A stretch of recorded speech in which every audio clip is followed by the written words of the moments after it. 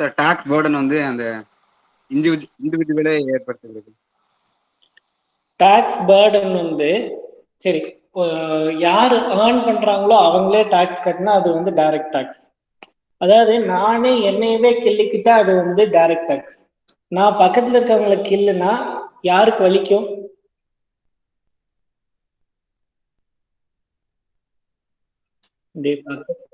பக்கத்துல இருக்கவங்களுக்கு இல்லைன்னா யாருக்கு தான் வலிக்கும்? எனக்கு வலிக்குமா அவங்களுக்கு வலிக்குமா?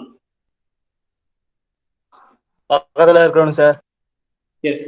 அப்ப வந்து இன்டைரக்ட் டாக்ஸ்ங்கிறது பக்கத்துல இருக்கவங்களுக்கு வலிச்சா அது வந்து இன்டைரக்ட் டாக்ஸ், எனக்கே வலிச்சா அது வந்து டைரக்ட் டாக்ஸ். இப்ப டைரக்ட் டாக்ஸ்ல நமக்கு இப்போதைக்கு என்ன டைரக்ட் டாக்ஸ் இருக்கு? அதாவது இந்தியால இப்ப எக்ஸிஸ்டிங்கா இருக்கிற டைரக்ட் டாக்ஸ் வந்து இன்கம் டாக்ஸ் மட்டும்தான். இன்னொரு டாக்ஸ் இருந்துச்சு, அது என்ன டாக்ஸ்? ஏதாவது ஐடியா?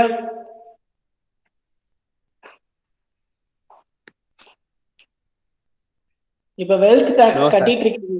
இப்ப வெல்த் டாக்ஸ் கட்டிட்டு இருக்கீங்களா எங்கேயாச்சு?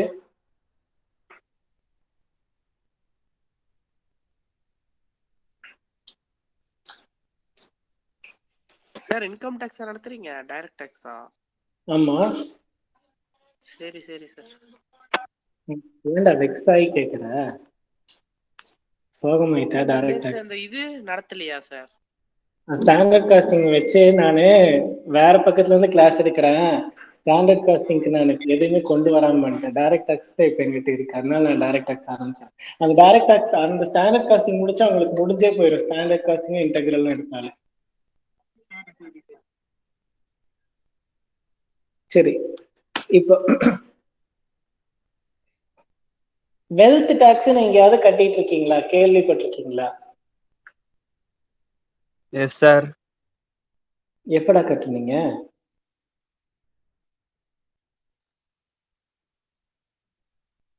டேய்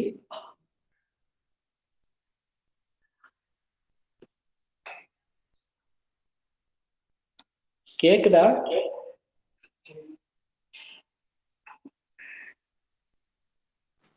கேக்குது சார்.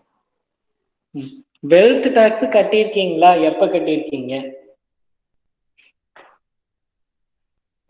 கட்டுனது இல்லைன்னா கட்டுனது இல்லைன்னு சொல்லுங்க. தெரியாதுன்னா தெரியாதுன்னு சொல்லுங்க. இல்லைன்னா ரொம்ப தெரியாது சார். சரி, அப்ப வெல்த் டாக்ஸ் இப்ப இல்லவே இல்லை. அதனாலதான் தெரியவே இல்லை. அபாலிஷே பண்ணிட்டாங்க ரொம்ப காலத்துக்கு முன்னாடி. அப்போ டைரக்ட் டாக்ஸ் ரெண்டு டைப். ஒன்னு இன்கம் டாக்ஸ், இன்னொன்று wealth tax. Wealth tax abolish பண்ணிட்டாங்க. சோ இனிமேல் நம்ம இன்கம் டாக்ஸ் மட்டும் படிச்சா போதும். இன்டைரக்ட் டாக்ஸ் எடுத்துக்கிட்டோம்னா நமக்கு திரும்ப ரெண்டே டாக்ஸ் தான்.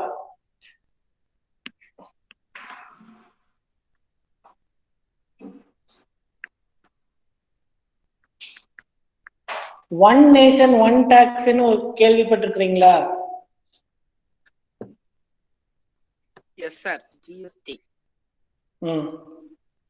சிஎஸ் ஒரு நிமிஷம் இரு. சிஎஸ்டி, வேட், ஜிஎஸ்டி நான் போடல. CST, VAT, excise duty, service tax, octroi, இந்த மாதிரி நிறைய டாக்ஸ் இருந்தது. இப்ப இந்த டாக்ஸ் எல்லாத்தையும் சேர்த்து ஒரே பேர்ல வச்சுட்டாங்க. அதுக்கு என்ன பேரு? ஜிஎஸ்டி. புரியுதா? அதனாலதான் ஒன் நேஷன் ஒன் டாக்ஸ்ன்னு சொல்றாங்க. நிறைய டாக்ஸ் இருந்ததை ஒரு பேர்ல கொண்டு வந்துட்டாங்க. அதுக்கு பேர் தான் ஜிஎஸ்டி. கஸ்டம்ஸ் டியூட்டி மட்டும் தனியா இருக்குது. அது என்னது? இம்போர்ட் அண்ட் எக்ஸ்போர்ட் பண்றப்போ கட்டுறதுதான் வந்து கஸ்டம்ஸ் டியூட்டி.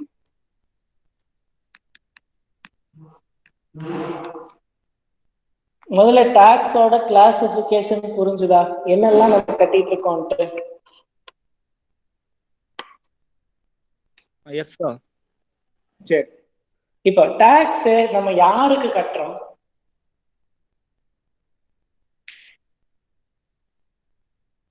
கவர்மெண்ட்டுக்கு சார். கவர்மெண்ட்டுக்கு. எதுக்கு கட்டணும்?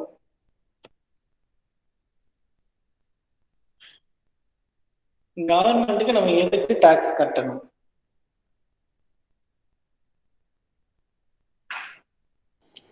நம்ம ஏர்ன் பண்ற இன்கம்க்கு இல்ல நம்ம கன்சியூம் பண்ற ப்ராடக்ட்டுக்கு. இல்ல இல்ல இல்ல இல்ல இல்ல நான் ஏர்ன் பண்றேன், நான் கன்சியூம் பண்றேன், எல்லாம் ஓகே. பட் அதுக்கு எதுக்கு நான் கவர்மெண்ட் டாக்ஸ் கட்டணும்? கவர்மெண்ட்டுக்கு முதல்ல ரூல் சார். சொல்லு சார். Sir it is a rule sir.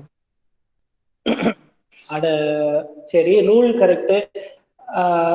NEET என்னது? கவர்மெண்ட் எதுக்காக டாக்ஸ் வாங்குறாங்க? முதல்ல எதுக்கு, என்ன தேவை இருக்குது கவர்மெண்ட்டுக்கு? பீப்புள்ஸ்க்கு ரிட்டர்ன் பெனிஃபிட்ஸ்க்காக சார். பீப்புளுக்கு பெனிஃபிட் கொடுக்கறக்கா? Yes sir.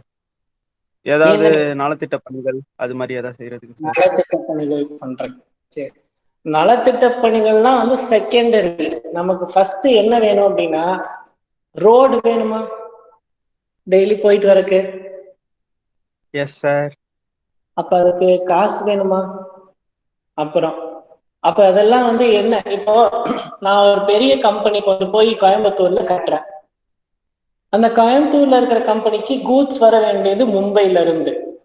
இப்ப நான் இந்த கம்பெனில ப்ராஃபிட் ஏர்ன் பண்றேன்னு வச்சுக்கோங்களேன். கூட்ஸ் வந்து சேர்ந்தாதான் அதை வச்சு நான் ப்ரொடக்ஷன் பண்ணி அதைய நான் வித்து நான் வந்து ப்ராஃபிட் ஏர்ன் பண்ண முடியும். இப்ப கூட்ஸ் வந்து சேர்றதுக்கு எனக்கு என்ன வேணும்? ரோடு வேணும். அப்போ இந்த ப்ராஃபிட்டை நான் எப்படி ஏர்ன் பண்ணேன்? கூட்ஸ் வந்ததுனால. இப்போ கூட்ஸ் வரக்கு ரோடு வேணும். அந்த ரோடை போடுறதுக்கு கவர்மெண்ட் கிட்ட காசு வேணும். அந்த காசை தான் நான் கொடுக்குறேன். எனக்கு ஃபெசிலிட்டிஸ் கொடுத்தா தான் ஃபெசிலிட்டிஸ் கவர்மெண்ட் கொடுக்குது. ஸோ அதுக்காக தான் நான் டாக்ஸ் கட்டுறேன். புரியுதா? ஃபர்ஸ்ட் புரியுது சார். சரி, அடுத்தது இப்ப கிருபாநிதி சொன்ன பாயிண்ட்டுக்கான நலத்திட்ட பணிகள் பண்றதுக்கு கவர்மெண்ட்ங்கிறது வந்து ஒரு அப்பா மாதிரியான ஒரு கேரக்டர்னு வச்சுக்கோங்க. ஒரு பையன் ரொம்ப நல்லா சம்பாதிக்கிறான், இன்னொரு பையன் வேலைக்கே போக முடியல, ஏதோ ஒழுங்கா சம்பாதிக்கல, கஷ்டப்படுறான். அப்ப அப்பா என்ன பண்ணுவாரு? ஆனா நல்லா சம்பாதிக்கிற பையன்கிட்ட அப்பப்ப கொஞ்சம் காசை வாங்கி அந்த கஷ்டப்படுற பையனுக்கு கொடுப்பாரு. அதே மாதிரி நம்ம டாக்ஸ் கட்டுனா, நல்லா ஏர்ன் பண்றவங்க டாக்ஸ் கட்டுனா, ஏர்ன் பண்ண முடியாத இருப்பாங்கல்ல அவங்களுக்கு காசை தூக்கி அப்படியே கொடுக்க மாட்டாங்க. பட் ரேஷன் கடையில இல்ல இந்த ஃப்ரீயா கொடுக்கறது, இது எல்லாத்தையும் வந்து கவர்மெண்ட் எங்க இருந்து கொடுக்கறாங்க? நம்ம கட்டுற டாக்ஸ்ல இருந்து தான் கொடுக்கறாங்க. புரிஞ்சுதா? இப்ப திடீர்னு வந்து 1000 rupees வந்து குடும்ப தலைவிக்கு கொடுப்பேன்னு ஒரு இது போட்டாங்க டிஎம்கே. ஏடிஎம்கே வந்து 1500. இதெல்லாம் எங்க இருந்து வர காசு? நம்ம கட்டுற டாக்ஸ் தான் அவங்க வந்து திரும்ப எடுத்து கொடுக்குறாங்க. புரிஞ்சுதா? Yes sir. அப்ப tax is a source of revenue to government. சரி, இப்ப கவர்மெண்ட் கிட்ட நான் எடுத்தோன்ன டாக்ஸ் யார் வாங்குவாங்க, ஏன் வாங்குறாங்க இப்படி இப்படின்னு கேட்டிருந்தேன். இத ரூல்னு நீங்க ஒரு வார்த்தை சொன்னீங்க. ரூல் கரெக்ட் தான். பட் டாக்ஸ் சும்மா நடந்து போறவங்க கிட்ட நீ காசு வாங்கிக்கலாம்னு சொல்லி கவர்மெண்ட்டுக்கு முதல்ல ஒரு பவர் இருக்கணும்ல. நீ வந்து உங்க மக்கள் கிட்ட இருந்து நீங்க காசை வாங்கிக்கோங்கன்னு சொல்லி கவர்மெண்ட்டுக்கு ஒரு பவர் இருந்தா தான் கவர்மெண்ட்னால டாக்ஸ் வாங்க முடியும். அந்த பவரை யார் கொடுக்குறாங்க அப்படின்னு பார்த்தா ஃபர்ஸ்ட் ஆர்டிகல் 265. இதெல்லாம் எங்க சொல்லியிருக்காங்கன்னா கான்ஸ்டிடியூஷன் சொல்லியிருக்காங்க. அதுல ஆர்டிகல் 265 என்ன சொல்றாங்க அப்படின்னா, no tax shall be levied except by authority of law. அப்ப ஒரு ஆக்டோ இல்ல ஒரு லாவோ நம்ம பாஸ் பண்ணா மட்டும்தான் நம்மளால என்ன கலெக்ட் பண்ண முடியும்? டாக்ஸ் கலெக்ட் பண்ண முடியும். இது வரைக்கும் புரிஞ்சுதா?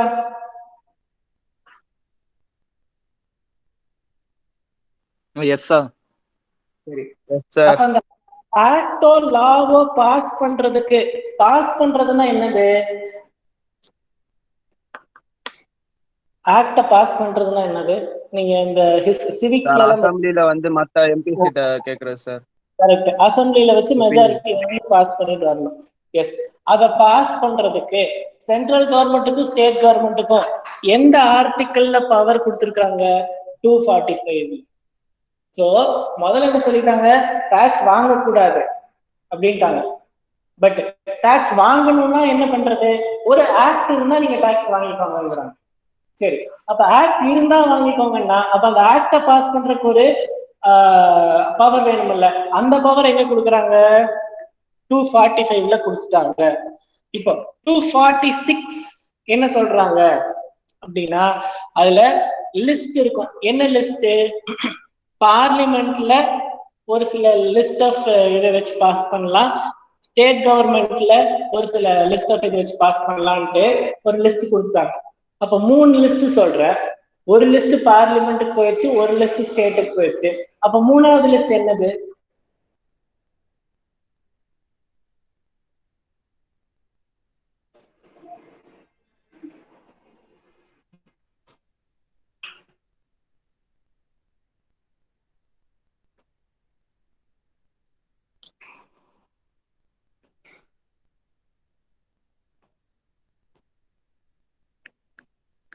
என்ன எழுதி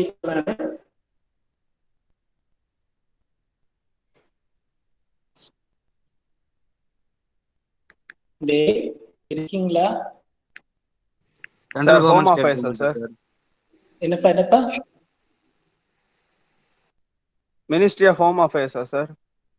இல்ல இல்ல இல்ல இல்ல, அந்த தேர்ட் ஒன். ஆஹா. சென்ட்ரல் கவர்மெண்ட் ஸ்டேட் கவர்மெண்டா சார்? ஆமா, சென்ட்ரல் கவர்மெண்ட் ஸ்டேட் கவர்மெண்ட் ரெண்டு பேர். ஒரு சில ஐட்டம்ஸ்ல வந்து சென்ட்ரல் கவர்மெண்ட் மட்டும்தான் முடிவெடுக்க முடியும், அதுதான் யூனியன் லிஸ்ட். ஒரு சில ஐட்டம்ஸ்ல ஸ்டேட் கவர்மெண்ட் மட்டும்தான் முடிவெடுக்க முடியும், அதுதான் ஸ்டேட் லிஸ்ட். ஒரு சிலதுல 2 பேரும் முடிவெடுக்கலாம், அது என்னது? Concurrent list. புரிஞ்சுதா?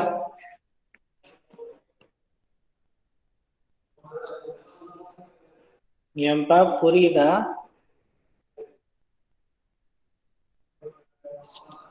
Yes sir. சரி, இப்போ அப்ப ஒரு சில ஐட்டம், லிஸ்ட் ஆஃப் ஐட்டம்ஸ்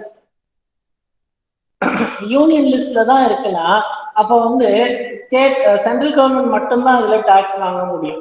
ஒரு சில லிஸ்ட் ஆஃப் ஐட்டம்ஸ் ஸ்டேட் லிஸ்ட்ல தான் இருக்குன்னா அப்ப ஸ்டேட் கவர்மெண்ட் மட்டும்தான் அதுல டாக்ஸ் வாங்க முடியும். ஃபார் எக்ஸாம்பிள், நம்ம இடத்த விற்கிறோம் தெரியுமா?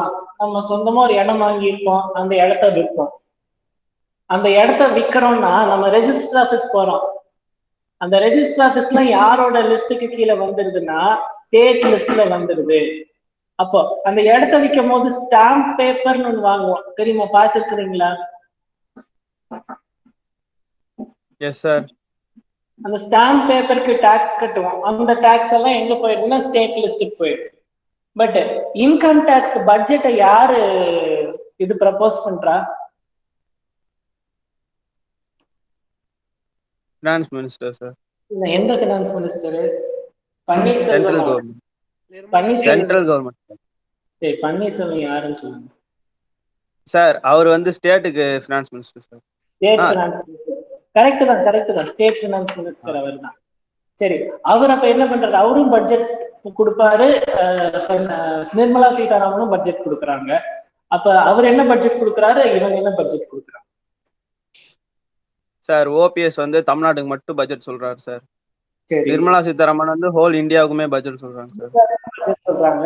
அப்ப இந்தியாவுக்கு பட்ஜெட் சொல்றப்ப அவங்க என்ன சொல்றாங்க? எங்க இருந்து காசு வரும் அப்படின்னு கேட்டு நான் டாக்ஸ் வாங்கிக்கிறேன்னு. எப்படி டாக்ஸ் வாங்குவீங்கன்னு சொல்றதுனாலதான் அவங்க வந்து இன்கம் டாக்ஸ் ஆக்ட பத்தி அவங்க அவ்வளவு நேரம் பேசுறாங்க. புரிஞ்சுதா? அப்ப இன்கம் டாக்ஸ் ஆக்ட சொல்றவங்க வந்து சென்ட்ரல் கவர்மெண்ட்ல இருக்காங்க. அப்ப இன்கம் டாக்ஸ் ஆக்ட் வந்து எந்த லிஸ்ட்ல இருக்கும்? யூனியன் லிஸ்டா, ஸ்டேட் லிஸ்டா, கன்கரண்ட் லிஸ்டா? Union list sir. Union list. அப்ப இதுல முடிவெடுக்க போறது எல்லாமே சென்ட்ரல் கவர்மெண்ட் தான். சரி, இப்ப இன்கம் டாக்ஸ் அப்படின்னு எடுத்துக்கிட்டோம்னா வருஷம் நிர்மலா சீதாராமன் வராங்க, இவ்வளவு டாக்ஸ் போடணுங்கிறாங்க, இவ்வளவு எக்ஸம்ஷன் இருக்குங்கிறாங்க, இத்தனை இன்கம்க்கு மேல வந்து டாக்ஸ் கட்டணுங்கிறாங்க, மாத்திட்டே இருக்காங்க. இன்கம் டாக்ஸ் ஆக்ட் முதல்ல எந்த வருஷத்தோடது?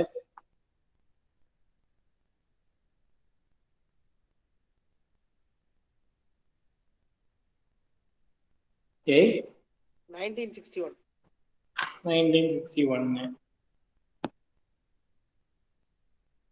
அப்ப இன்கம் டாக்ஸ் ஆக்ட் 1961லயே பாஸ் பண்ணிட்டாங்க அப்படின்னா இவங்க வருஷம் வந்து என்ன பண்ணிட்டு போறாங்க?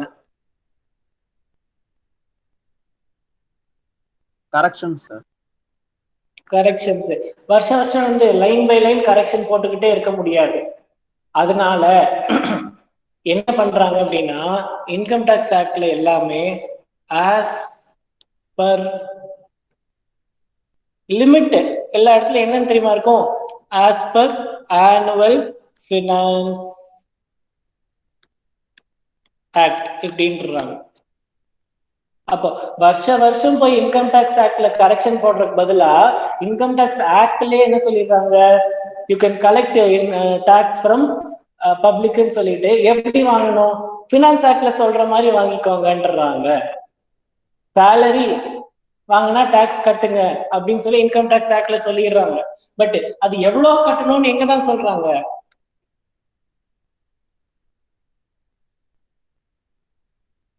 எங்க சொல்லுவாங்க? ஆனுவல் ஃபினான்ஸ் ஆக்ட்ல சொல்றாங்க. பினான்ஸ் ஆக்ட்ல சொல்லி. அப்ப இதுதான் வந்து எவ்ரி இயர் கொடுக்கறது வந்து ஆனுவல் ஃபினான்ஸ் ஆக்ட். அதனாலதான் இங்க முன்னாடி ஆனுவல் அப்படிங்கிற வேர்டு இருக்கு. இங்க இயரே இல்ல பாத்தீங்களா? ஆனுவல்ங்கிற வேர்டு மட்டும்தான் இருக்கு. புரிஞ்சுதா? அப்ப எவ்ரி இயர் புதுசு புதுசா ஆக்ட் தான் வந்து நிர்மலா சீதாராமன் கொடுக்குறாங்க. That is annual finance act. இது போக நம்ம வேற எங்கெந்தெல்லாம் இதை படிப்போம் அப்படின்னா இன்கம் டேக்ஸ் ரூல்ஸ், அது போக அப்ப சர்க்குலர்ஸ் அண்ட் நோட்டிபிகேஷன்ஸ் கொடுப்பாங்க. அப்புறமா லீகல் டெசிஷன்ஸ் ஆஃப் கோர்ட். நான் சிம்பிளா ஒரு எக்ஸாம்பிள் சொல்றேன். அன்னபூர்ணா காஃபி குடிக்கிறோம், பில்லு கொண்டு வந்து கொடுக்குறான்.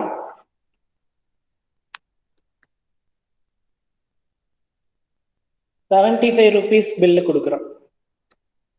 எப்படி இருக்குன்னு பாருங்க.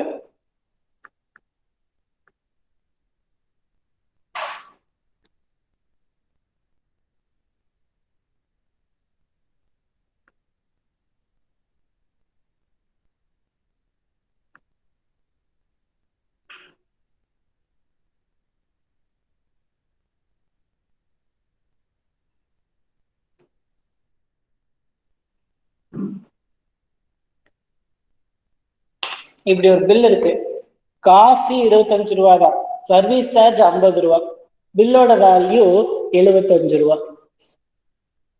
இப்போ டாக்ஸ் கட்டணும் அப்படின்னா டாக்ஸ் ப்ரொவிஷன்ல எப்படி இருக்கு? நீ காஃபி கொடுத்தீங்கன்னா 10% டாக்ஸ் கட்டு, சர்வீஸ் பண்ணினா 18% டாக்ஸ் கட்டுன்னு ஒரு ப்ரொவிஷன் இருக்கு. அசம்ஷன்ல தான் சொல்லிட்டு இருக்கு. இப்ப அவங்க ஹோட்டல்காரங்க என்ன பண்றாங்க? 10% டாக்ஸ்ல போட்டுடுறாங்க. எவ்வளவு? மொத்தமா 7.5 போடுவாங்க. ஏன்? பில் வேல்யூல 10%. பட்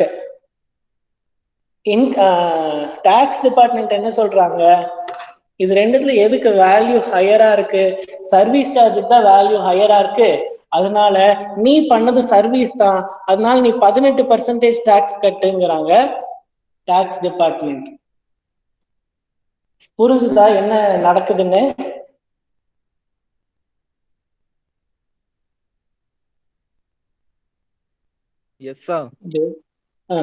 இப்ப உடனே இப்ப 2 பேருக்கு நடுவில் கிளாஷ் ஆயிடுச்சு, டிஸ்பியூட் வந்துருச்சு.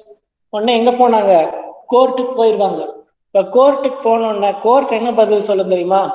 அவங்க கஸ்டமர் வாங்க வந்தது காஃபி தான், சோ விற்க முடிஞ்சது காஃபி தான், அதனால காஃபிக்கான டாக்ஸ் பெர்சன்டேஜ் கட்டினா போதும்னு ஒரு முடிவுக்கு வந்துடுறாங்க.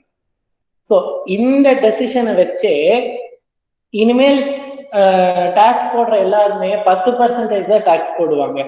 நம்ம அந்த என்ன படம், சர்க்கார் படம் பார்த்திருக்கீங்களா?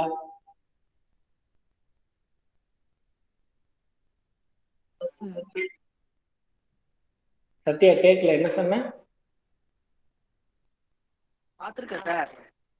பார்த்திருக்க. அதுல ஒரு வாட்டி ஒருத்தருக்கு ஒரு தீர்ப்பு கிடைச்சதுன்னா அந்த தீர்ப்பை மேற்கோள் காட்டி எல்லாரும் அந்த இதை வாங்கலாம்னு ஒரு இது இருக்கும், சொல்லுவான் விஜய். ஞாபகம் இருக்கா? ஆமா சார். ஆமா சார்.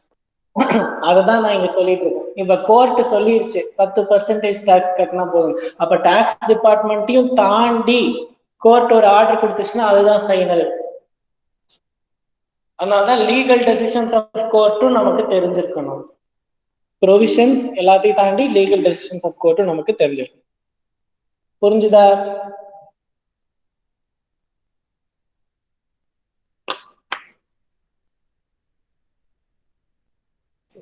அடுத்தது, இது எப்போல இருந்து இன்கம் டேக்ஸ் ஆக்ட் நமக்கு இம்ப்ளிமெண்ட் ஆச்சுன்னா 1st April 1962 இருந்து இம்ப்ளிமெண்ட் ஆச்சு. இது எவ்ரி இயர் வந்து இட் அண்டர்கோஸ் சேஞ்சஸ். சரி,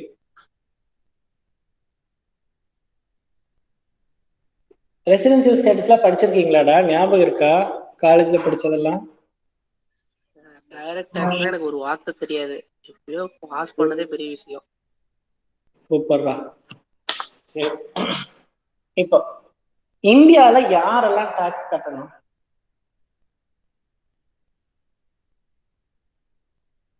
ரெசிடென்ட். இந்தியன் சிட்டிசன்ஸா சார்?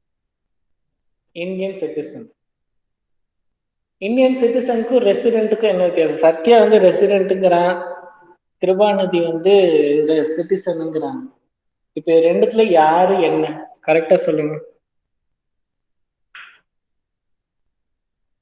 சிட்டிசன்னா வந்து இப்ப வெளிநாட்டுல இருந்து வந்து தெரியல, விட்டுருங்க, நீங்களே சொல்லுங்க. சிட்டிசன்னா வந்து இந்தியால நானு பாஸ் தங்குறதுக்கான ரைட்டு தான், இந்தியாக்குள்ள இருந்துக்கிறதுக்கான ரைட்டு தான் சிட்டிசன்ஷிப் ரைட்டு.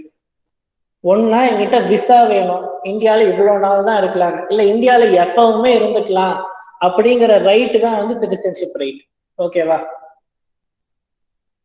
குடி உரிமை அப்படின்னு தமிழ்ல சொல்லுவோம். இந்தியால வாழ்ந்துக்கலாம், அதுக்கான உரிமை எனக்கு இருக்கு. ஏன்? ஒன்னா இந்தியால பிறந்ததுனால இருக்கும், இல்ல ஃபாரின்ல பிறந்திருந்தா இந்தியால வந்து நான் செட்டில் ஆயிட்டேன், இனிமேல் நான் ஃபாரின்லாம் போல, ஃபாரின் போனாலும் ட்ரிப்பு போற மாதிரி போயிட்டு வந்தேன், ஆனா என்னோட எல்லாமே இந்தியால தான் அப்படின்னு ஒரு இது முடிவு பண்ணி நான் இந்தியன் சிட்டிசன்ஷிப் ரைட் அப்ளை பண்ணி வாங்கிக்கலாம். புரிஞ்சுதா சிட்டிசன்னா என்னன்னு? S sir. சரி, இப்ப இந்தியன் சிட்டிசனா இருக்க நானு, ஆனா என்ன ஆயிடுது,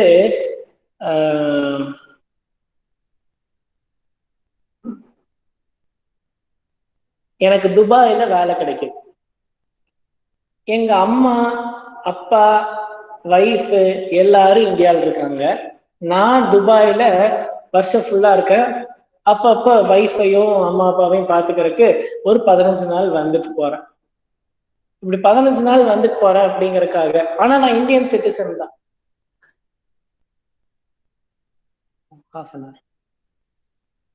இந்தியாவுக்கு அப்பப்ப வந்துட்டு போறேன் 15 நாளைக்கு ஒரு 15 நாள், வருஷத்துக்கு 15 நாள் வந்துட்டு போறேன். இப்ப நான் எந்த ஊர் சிட்டிசன் சொன்னேன்?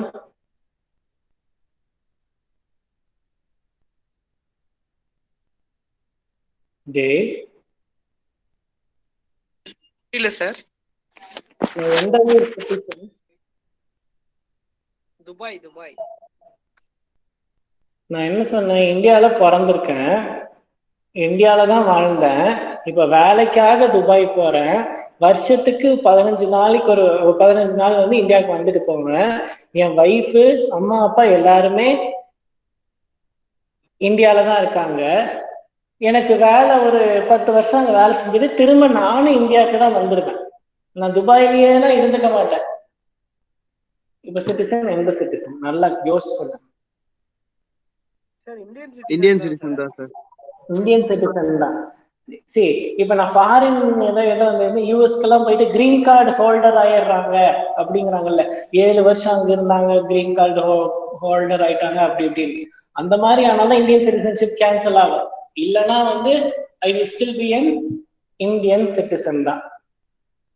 சரி, இப்போ நானு சம்பாதிக்கிறதெல்லாம் எந்த ஊர்ல சம்பாதிக்கிறேன்? துபாயில சம்பாதிக்கிறேன். திரும்ப நான் எங்க செலவு பண்ணுவேன்? இந்தியால செலவு பண்ணுவேன். இப்போ நானு துபாயிலையும் டாக்ஸ் கட்டணும், இந்தியாலையும் டாக்ஸ் கட்டணுமா? இன்கம் டாக்ஸ் எந்த ஊர்ல? என்னடா துபாயில தான் சார் கட்டணும். ஏன்? துபாயில தானே சார் சம்பாரிச்சோம். சரி, அப்ப இப்ப நீ பாரு, உங்ககிட்ட நான் ஒரு கேள்வி கேட்கிறேன்.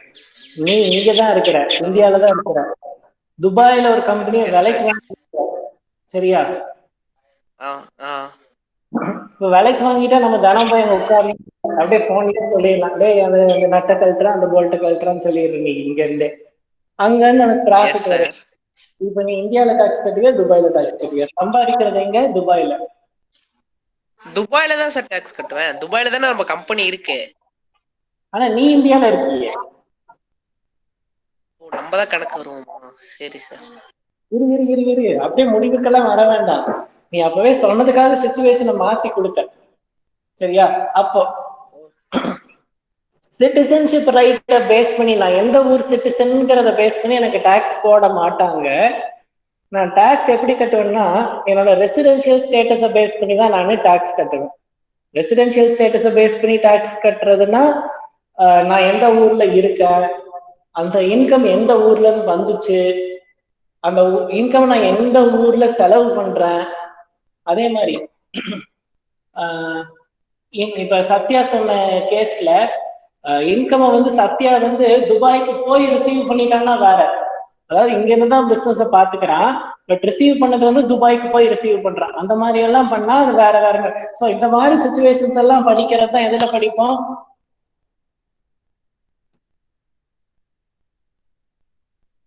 ரெசிடென்ஷியல் ஸ்டேட்டஸ்ல படிப்போம். புரிஞ்சுதா? அப்ப சிட்டிசன்ஷிப் ரைட்டுக்கும் எனக்கும் டாக்ஸுக்கும் சம்மந்தம் இல்லை. நம்ம இந்தியால எத்தனை நாள் இருக்கோம், எங்க இருக்கோம், இதுக்கு முன்னாடி எத்தனை நாள் இருந்தோம், இன்கம் எந்த ஊர்ல ரிசீவ் பண்றோம், இதெல்லாம் பேஸ் பண்ணி நம்ம கண்டுபிடிக்கிறது தான் ரெசிடென்ஷியல் ஸ்டேட்டஸ்.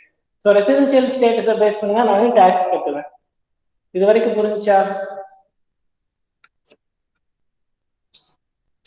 புரிஞ்சுது சார். S sir. சரி, அடுத்தது இப்போ எதுக்கெல்லாம் நான் டாக்ஸ் கட்டணும்?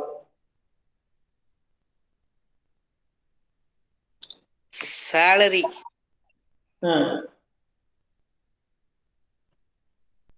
சேலரி ரிசீவ் பண்ணா டாக்ஸ் கட்டுவேன். அப்ப நான் ஒரு பிசினஸ் என்னது என்னது ஹவுஸ் ப்ராப்பர்ட்டி. ஹவுஸ் ப்ராப்பர்ட்டின்னா என்னது? அதான் சார் நிலம். நிலம் வச்சிருந்தா டாக்ஸ் வீடு வீடு வீடு இருக்குது. வீடு வச்சிருந்தா டாக்ஸ். ஒண்ணுக்கு 10 வீடு வச்சிருந்தா அந்த வீட்டுக்குல இருந்து வர வாடகைகளை கட்டணும் சார். கரெக்ட்.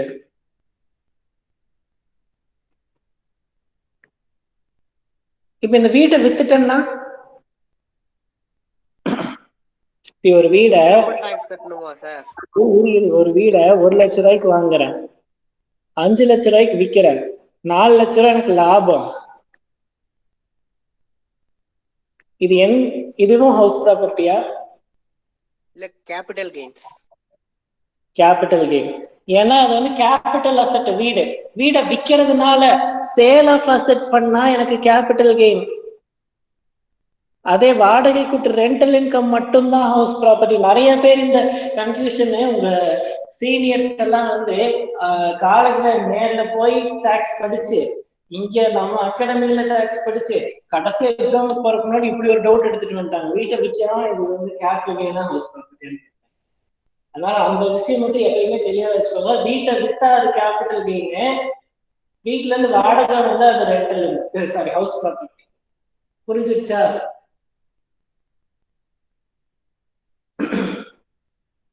அடுத்தது இப்போ வேலைக்கு போறவன் சேலரி வரும், அவன் டாக்ஸ் கட்டுவான். ஓகே, அப்ப பிசினஸ் பண்றவங்களுக்கு ப்ராஃபிட் வருமா? அதுதான் profits and gains of business or profession,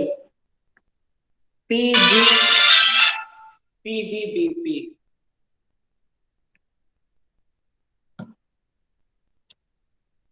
புரிஞ்சுதா?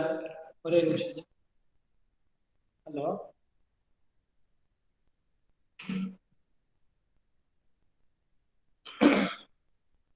சரி, லாஸ்ட் ஒன் அதர் சோர்ஸ்.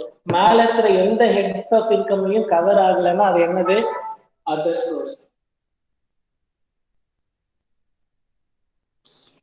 அதாவது சேலரி இன்கம் வந்தா சேலரி, ரெண்டல் இன்கம் வந்தா ஹவுஸ் ப்ராப்பர்ட்டி, பிசினஸ் பண்ணி ப்ராஃபிட் வந்துச்சுன்னா பிஜிபிபி, அசட்டை வித்து ப்ராஃபிட் வந்துச்சுன்னா கேபிட்டல் கெயின். சரி, அதர் சோர்ஸுக்கு உங்களுக்கு தெரிஞ்ச எக்ஸாம்பிள் ஏதாவது சொல்லுங்க.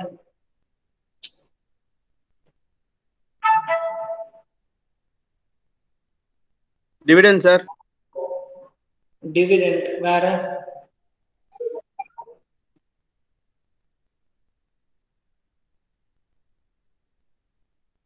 டேய் நம்ம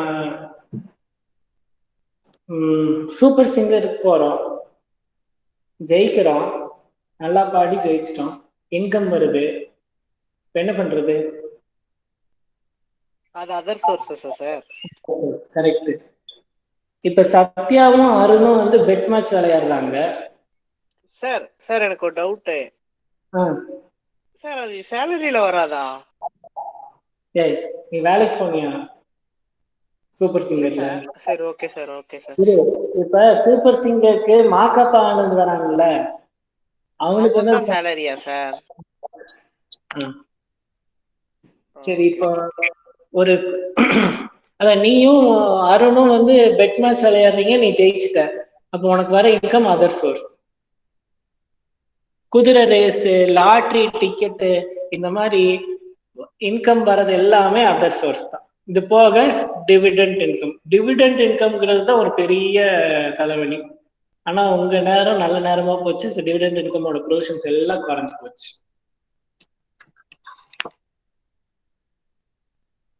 டிவிடெண்ட் சார். ஆமா, டிவிடெண்ட் ஃப்ரம் இந்தியன் கம்பெனி எக்ஸம்டடா நான் எக்ஸம்டடா? நான் எக்ஸம்டட் சார். ஏன், யார் சொன்னா? சார் நானா சொல்றேன் சார். நீயா சொல்றியா?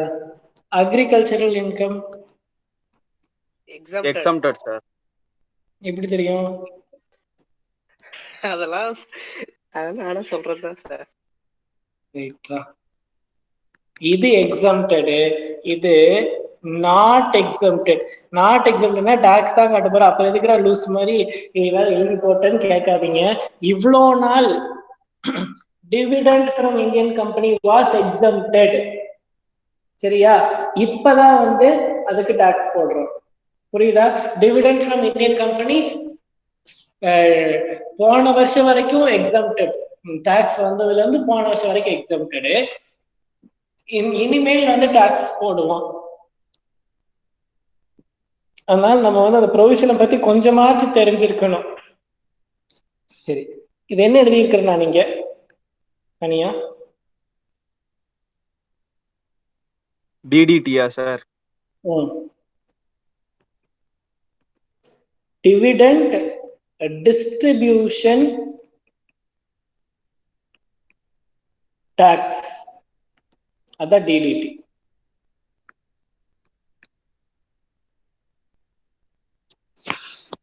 டிவிடெண்ட் டிஸ்ட்ரிபியூஷன் டாக்ஸ் தான் டிடிடி. இவ்வளவு நாள் என்ன ஆயிட்டு இருந்துச்சு தெரியுமா? இந்தியன் கம்பெனி இன்கம் ஏர்ன் பண்ணாங்கன்னு வச்சுக்கோங்களேன், அதுல இருந்து டிவிடெண்ட் எடுத்து கொடுப்பாங்களா, அந்த டிவிடெண்ட பே பண்ணும் போது டாக்ஸ் கட்டிட்டு பே பண்ணிட்டு இருந்தாங்க. யாரு? இந்தியன் கம்பெனி ஷேர் ஹோல்டர்ஸ்க்கு டிவிடெண்ட் பே பண்ணும் போது டாக்ஸ் கட்டிட்டு பே பண்ணிட்டு இருந்தாங்க. இப்ப கடைசியா நிர்மலா சீதாராமன் என்ன சொல்லிட்டாங்கன்னா, இனிமேல் கம்பெனி எல்லாம் ஆல்ரெடி கஷ்டப்பட்டுட்டு இருக்காங்க, இல்ல இந்த டாக்ஸ வேற எது கட்டணும்னு சொல்லிட்டு இந்த டாக்ஸ நிர்மலா சீதாராமன் அபாலிஷ் பண்ணிட்டாங்க. இதை அபாலிஷ் பண்ணதுனால என்னாச்சு? ஷேர் ஹோல்டர் கையில இன்கம் வர்றதுக்கு முன்னாடியே டாக்ஸ புடிச்சிட்டு தான் தந்துட்டு இருந்தாங்க, டிவிடெண்ட் டிஸ்ட்ரிபியூஷன் டாக்ஸ்ங்கிற பேர்ல. ஆனா நிர்மலா சீதாராமன் இதை அபாலிஷ் பண்ணதுனால அது ஷேர் ஹோல்டர் வாங்கினதுக்கு அப்புறமா டாக்ஸ் கட்டுறதா போச்சு. முதல்ல கம்பெனி கட்டிட்டு இருந்தாங்க, அதனால ஷேர் ஹோல்டருக்கு அது எக்ஸம்டடா இருந்தது. இப்போ கம்பெனி கட்டுறது இல்ல, அதனால ஷேர் ஹோல்டருக்கு அதுக்கு டாக்ஸ் கட்டுறதா போச்சு. புரிஞ்சுதா இல்லையா?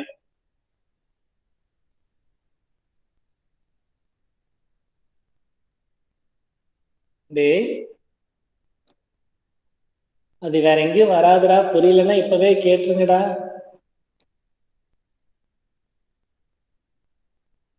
அருண், சத்யா, எது வராது? என்னது புரியல சார்? இப்ப கடைசியா சொன்னீங்களே என்னது? ஆமா, அது என்னது சொல்லுங்க சார். திரும்ப சொல்றியா? இல்ல, அந்த இதுல இருந்து எடுத்துட்டாங்களா சார்? நாட் எக்ஸம்ப்டட், இந்த டைம் ஷேர் ஹோல்டர்ஸ் மட்டும் கட்டினா போதும் அப்படின்னு இந்த வருஷம் கொண்டு வந்துட்டாங்க. முதல்ல கம்பெனி கட்டிட்டு இருந்துச்சு, டிடிடிங்கிற பேர்ல டாக்ஸ் கட்டிட்டு தான் டிவிடெண்ட் கொடுத்துட்டு இருந்தாங்க. பட் இப்ப என்ன பண்ணிட்டாங்கன்னா, டிவிடெண்ட் அப்படியே முழுசா கொடுத்துருவாங்க, அத ஷேர் ஹோல்டர் வாங்கி அவன் டாக்ஸ் கட்டிக்குவான். புரிஞ்சுதா? முதல்ல டிடிடிங்கிறது கட்டிட்டு தான் ஷேர் ஹோல்டர் கொடுப்பாங்க. அதனால it was exempted in the hands of share holder. இப்ப அப்படியே மாறி போச்சு, அவன் கட்ட மாட்டான், அதனால இவங்க கட்டிக்குவாங்க. சரி, அடுத்தது clubbing of income. Clubbing of இன்கம்னா வேணும்னே இன்கம் டாக்ஸ் அவாய்ட் பண்றதுக்காக, எனக்கு சம்பளம் வந்துட்டு இருக்குதுன்னு வச்சுக்கோங்களேன், நான் என்ன பண்ணுவேன், எனக்கு அசியூம் எனக்கு ஒரு 2 லட்ச ரூபாய் சம்பளம்னு வச்சுக்கோங்க, நான் என் கையிலே 2 லட்ச ரூபாய் சம்பளம் வாங்கிட்டு இருந்தா நிறைய டாக்ஸ் கட்டணும். அதனால எங்க அம்மா பேர்ல ஒரு 50,000, எங்க அப்பா பேர்ல ஒரு 50,000, வைஃப் பேர்ல ஒரு 50,000, என் பேர்ல ஒரு 50,000 பிரிச்சு பிரிச்சு வாங்குறேன். அப்ப டாக்ஸ் கட்டாம தப்பிச்சிடலாம்னு சொல்லி இப்படி வாங்குறேன்.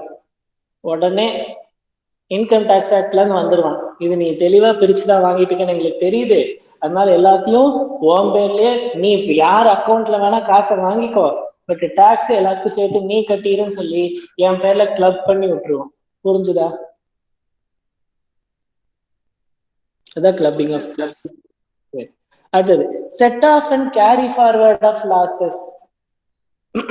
இது இண்டிவிஜுவலை விட பிசினஸ்க்கு தான் கொஞ்சம் யூஸ்ஃபுல்லா இருக்கும். கம்பெனி போன வருஷம் லாஸ், இந்த வருஷம் ப்ராஃபிட். ப்ராஃபிட்ல நான் டாக்ஸ் கட்டணும். லாஸ்ல போனா அதுக்காக அவங்க ஏதாவது அமௌண்ட் என் கையில திரும்ப கொடுப்பாங்களா?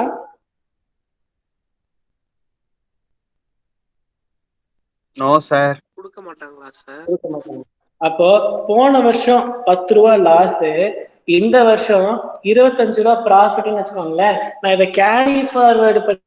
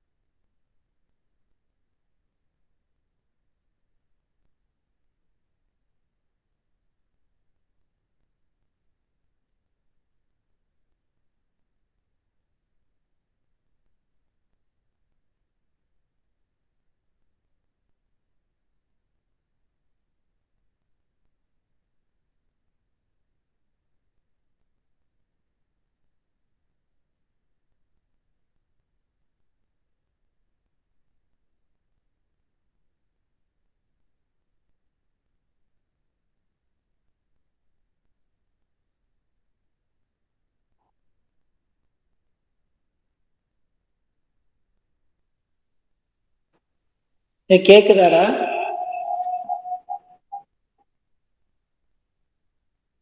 S sir.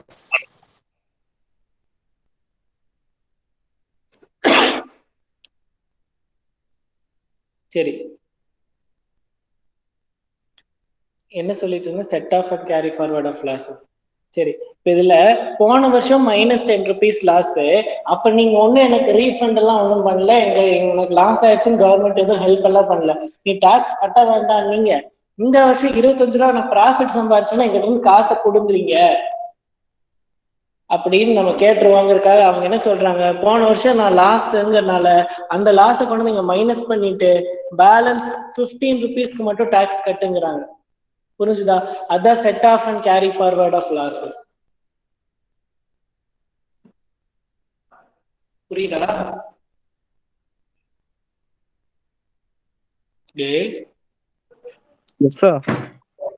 சரி, இப்ப இது எல்லாத்தையும் சேர்த்து கடைசியா நான் என்ன கம்ப்யூட் பண்ணுவேன்னா கிராஸ் டோட்டல் இன்கம்.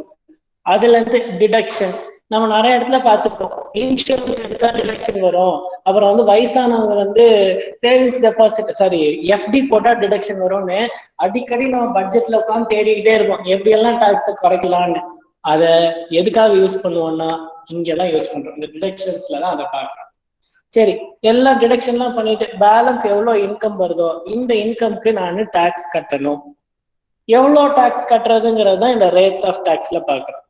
சரி, இப்ப நம்ம டைரக்டா ரேட்ஸ் ஆஃப் டாக்ஸ் போயிடலாம்.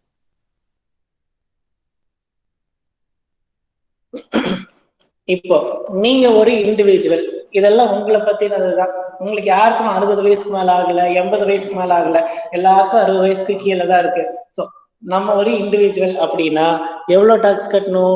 2,50,000. என்னோட இன்கம் 2,50,000 இருந்ததுன்னா நான் எவ்வளவு டாக்ஸ் கட்டுவேன்?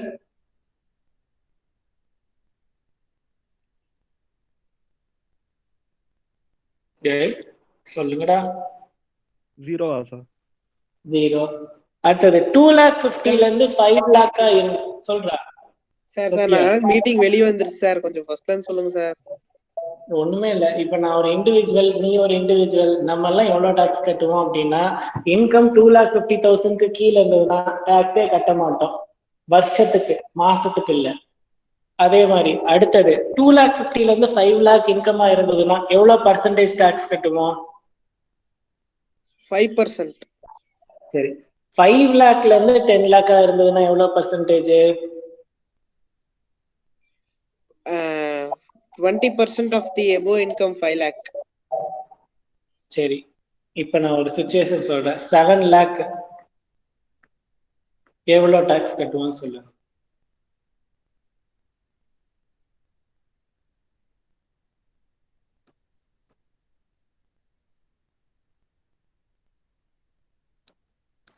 $25,000 சார்?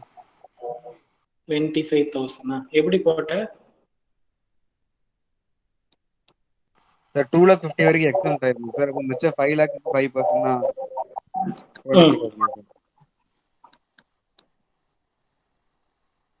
5 lakhக்கு 5% போட்டியா? 7 lakh தானே இன்கம். 0 to 2.5 எவ்வளோ இன்கம் டாக்ஸ்? சார் 52,500 சார் டோட்டலா? லைனா போலாம். ஃபர்ஸ்ட் 0 to 2.5 இன்கம் டாக்ஸ் எவ்வளோ? 0 சார். 0 சார். இப்போ 2.5ல இருந்து 5 lakhsக்கு இன்கம் டாக்ஸ் பர்சன்டேஜ் எவ்வளோ? 5% சார். 5%. அப்ப இவ்வளவு இங்க எவ்வளவு டாக்ஸ் வரும்? 12,500.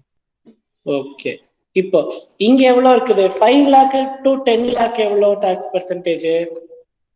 20 சார். 20. இப்போ இங்க எவ்வளவு இருக்கு? 5 lakh to 7 lakh தான் இருக்கு, அதனால 2 lakhs தான் எனக்கு இங்க இருக்கு. அப்ப அந்த 2 lakhsல 20% போட்டா எவ்வளவு டாக்ஸ் வரும்?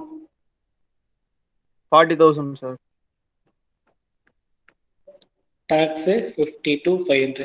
டைரக்டா டிஃபரன்ஸ் எடுத்துடக்கூடாது. 2.5க்கு மேல போட்டு 20% எல்லாம் போட்டுறக்கூடாது, ஒன்னொன்னா தான் போட்டுட்டு வரணும். 2.5 to 5 5% தான், 5 to 7 20%. புரிஞ்சுதா எப்படி போடணும்ட்டு?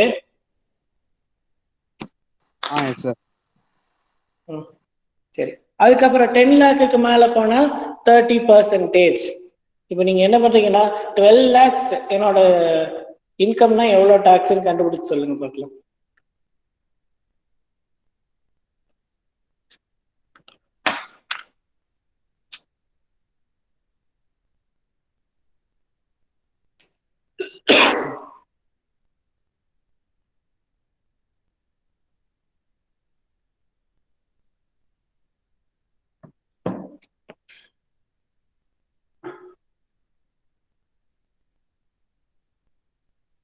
Sir 1,72,500 sir? 1,72,500. வேற யாருக்கெல்லாம் என்னெல்லாம் ஆன்சர் வந்துச்சு? நம்பிராஜன்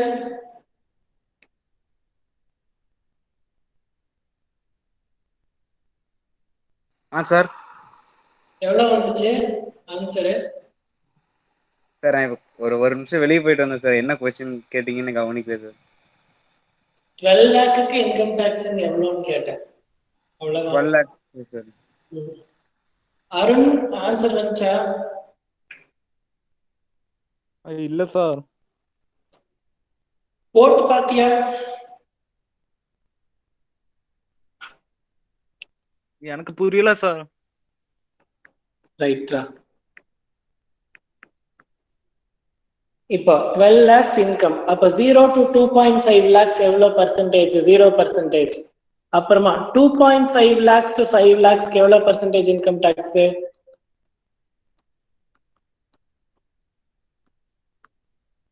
டேய் பதில் சொல்லுங்கடா.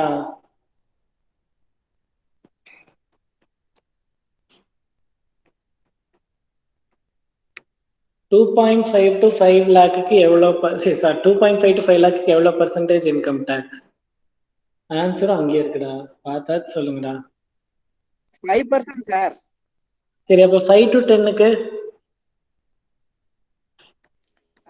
20 சார். 20. இங்க எவ்வளவு அமௌண்ட் இருக்குதுன்னு பாருங்க. 5 to 10ல எவ்வளவு அமௌண்ட் இருக்குது? 2 lakhs. 5 lakh. 5 to 10 2 lakhs வராதா? அது 10 to 12ல தான்டா 2 lakh வரும்.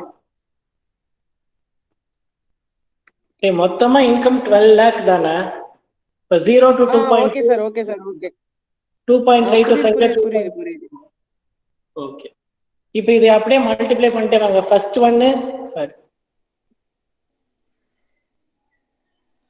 ஃபர்ஸ்ட் ஒன்னு 0, நெக்ஸ்ட் ஒன்னு 12,500, அதுக்கப்புறம்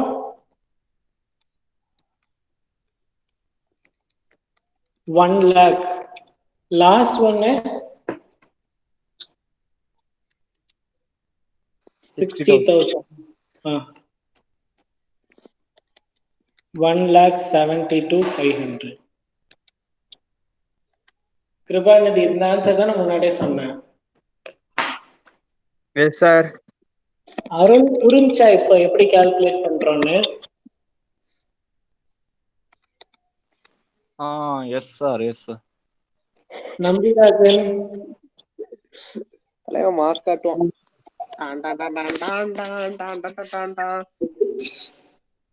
ரைட்ரா. நீ அப்பப்ப அன்மியூட் பண்ணி எல்லாம் பேசுனீங்கன்னா ரெக்கார்டு வேற ஆயிட்டு இருக்குது. சரி, நம்பிராஜன் புரிஞ்சா?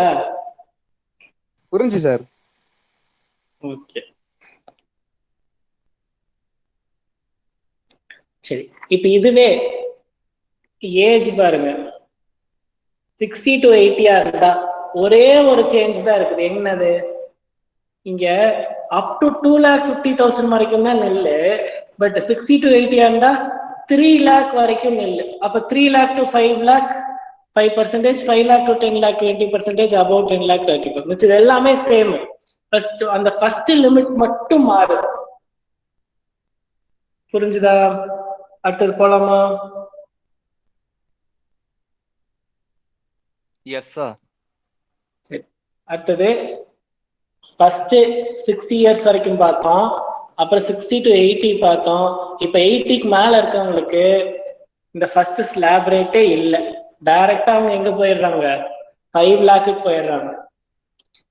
5 lakh வரைக்கும் டாக்ஸே இல்லை. 5 lakhக்கு மேல போனா எல்லாத்துக்கும் என்ன டாக்ஸ் பர்சன்டேஜ்? 20%. 10 lakhக்கு மேல போனா 30%. இவ்வளவுதான் அவங்களுக்கு டாக்ஸ் ரேட்டு. சரி, இப்ப இதெல்லாம் யாருக்கு அப்ளிகபிள்னு பார்த்தா individual, HUF, AOP, BOI, artificial judicial person. Artificial judicial பர்சன்னா யாரு?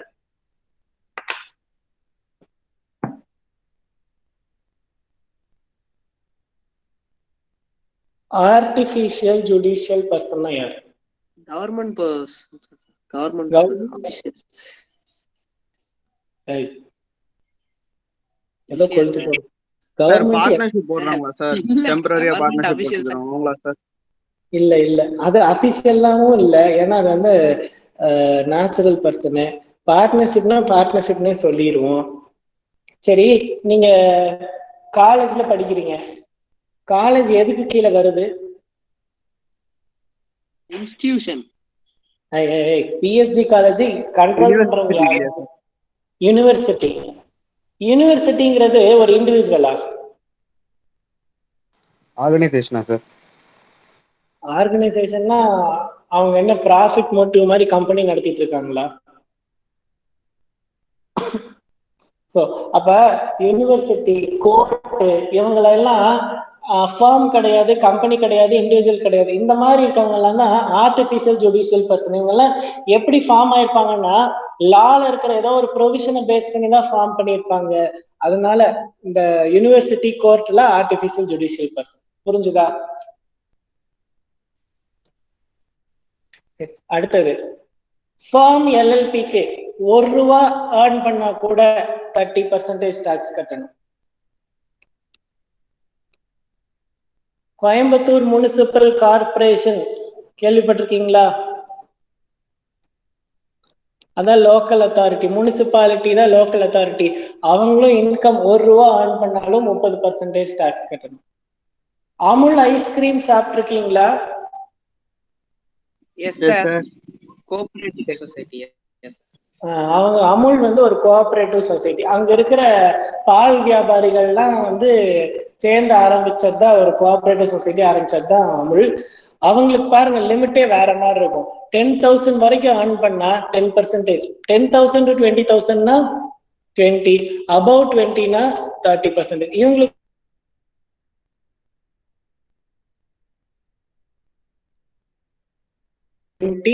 அப்புறம் 20 to 35 இப்படிதான் போட்டுட்டு வரணும். டைரக்டா எடுத்துக்கொண்டே போட்டுறாதீங்க. புரிஞ்சுதா? புரிஞ்சுது சார்.